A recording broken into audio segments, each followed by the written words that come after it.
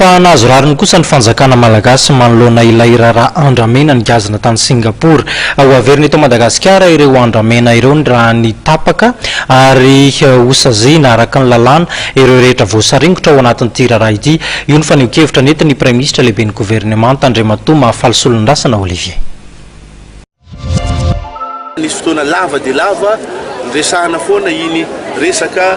ny andramenantsika zay voagejany fanjakana tany Singapour iny zany. Maly ny voaka ny didy nandresitsika voaka malagasy voaheloka zany ireo tompony sambo sy le sambo ary amin'ny volana avril zao no anambarana ny eloka zay ho azon'ireny olona reny eloka zay iveloko fa farany mafy indrindra any amin'ny fitondrana singapouriana ary rehefa aveo zany dia tsy maintsy ho gazanao aloha